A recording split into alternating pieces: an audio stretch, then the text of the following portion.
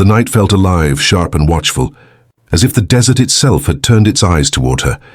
Cold air sliced through the thin fabric of her dress while stones cut into her bare feet, but she didn't slow down. Fear drove her forward as much as instinct did. Behind her, something heavy moved through the sagebrush, low and deliberate. A wounded mountain lion, starving and reckless, followed her scent with patience that made her chest tighten. She had come out after sunset to gather herbs, trusting the land she had known since childhood, and now that same land tested her without mercy. Her breath burned, her legs trembled, and when she slipped on loose gravel near the canyon edge, she knew she wouldn't outrun it. The growl came close enough to feel in her bones, vibrating through the ground. She turned just as the animal lunged, eyes wild, claws flashing under the moon. A gunshot split the night. The sound echoed off the rocks, louder than thunder in the stillness. The mountain lion collapsed in a cloud of dust, skidding to a stop only a few steps away from her. She froze, heart hammering until she realized the danger was over. Then she saw him. A cowboy stood beyond the fallen animal, tall and unmoving, rifle steady in his hands. Moonlight caught the edge of his hat and the sharp line of his jaw. His horse shifted behind him, restless but trained. He scanned the darkness first, slow and methodical, as if daring anything else to come closer. Only then did his attention settle on her. "You hurt?" he asked, voice low, controlled like someone used to chaos. She shook her head, though her whole body trembled. Scratches stung along her arm, blood dark against her skin. He noticed immediately, his expression tightening. He stepped closer, boots crunching softly, and the space between them filled with heat and tension. "Out here," he said, eyes flicking back to the shadows.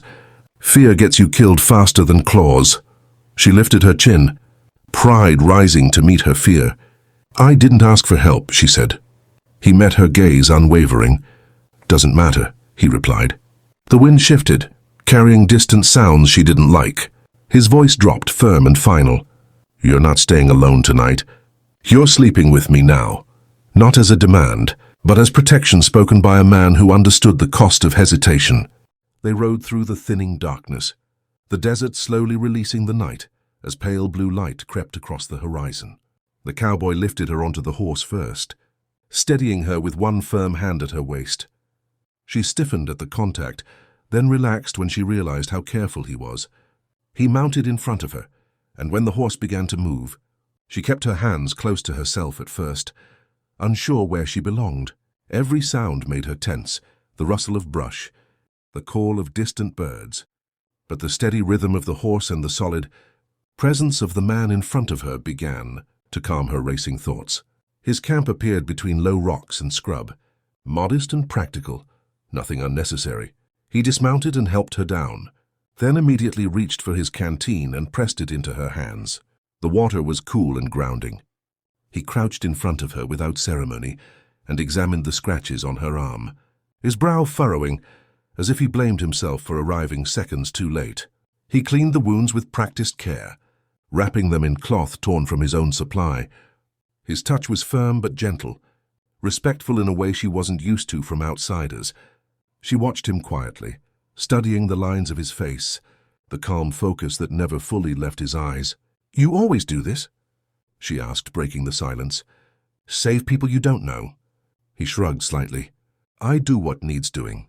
The fire crackled as he built it higher, its warmth pushing back the cold that had settled into her bones.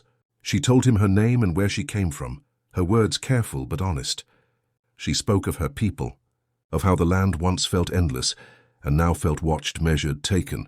He listened without interrupting, without judgment, which surprised her more than anything else. When she asked about him, he gave little away, only that he moved often, that still places never held him for long. As the night deepened again, the cold crept closer, and exhaustion finally weighed her down. He tossed her a blanket, then gestured toward the single bedroll. "We'll keep space," he said simply. She hesitated, pride and fear wrestling inside her, then nodded. They lay back to back, a respectful distance between them, yet close enough to feel warmth through the fabric.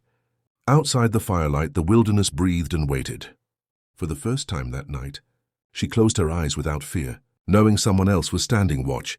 Morning came softly, the kind of dawn that didn't announce itself, but slowly revealed the world as it truly was. Pale sunlight slipped across the desert, turning dust and stone into gold. She woke before the cowboy, her body still and alert out of habit. The fire had burned down to embers, and the air carried the quiet of a land holding its breath. She turned her head slightly and watched him sleep. Without the hard set of his jaw and the constant scanning of the horizon, he looked different, less like a man carved by danger and more like someone worn down by it. His hat lay nearby, his rifle within reach even in rest. That detail told her everything about the life he lived. She pulled the blanket tighter around her shoulders and sat up slowly, listening for any sound beyond the camp. When he finally stirred, it was instant and controlled, his eyes opening sharp, already aware of her presence. There was no awkwardness, no sudden distance, just a quiet understanding that the night had passed and they were still standing. "You sleep?" he asked, pushing himself upright. She nodded. "Because you stayed awake," she replied. He gave a faint smile, brief but real. He poured coffee and handed her a cup, the bitterness grounding her further in the moment. As they packed the camp, she spoke of returning to her people, of the path she would take back through the hills. His expression tightened, not in disagreement but concern. "I'll ride with you part of the way," he said. "At least until the land opens up." She didn't argue. As they mounted up, the desert shifted, carrying sounds that didn't belong to the morning, voices, distant, unfamiliar, carried by the wind. She felt it too, the warning ripple through the quiet. He reached for his rifle, eyes narrowing as he listened. "Trouble's close," he said calmly. "Not animals this time." Her spine straightened, fear replaced by resolve. "Then I won't run," she said. He looked back at her, studying her as if seeing her clearly for the first time. "Good," he said. "Running gets you hunted."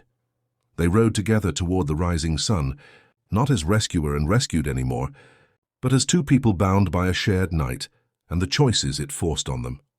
Whatever waited ahead, men, conflict, consequences, it would find them side by side. And both of them knew that what had started as survival had already begun to turn into something neither of them could easily walk away from. The trail narrowed as they rode deeper into the hills, the sun climbing higher but offering little warmth against the tension settling between them.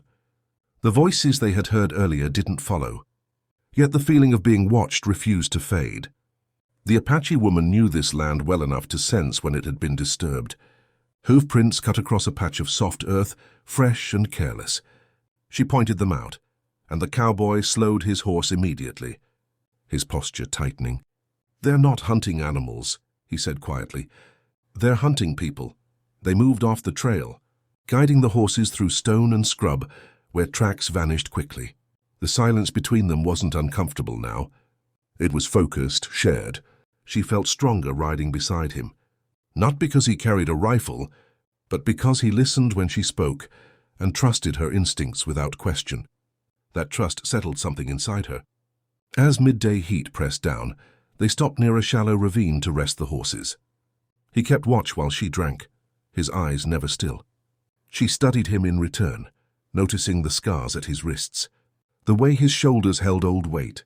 "I don't belong to any town," she said. He didn't deny it.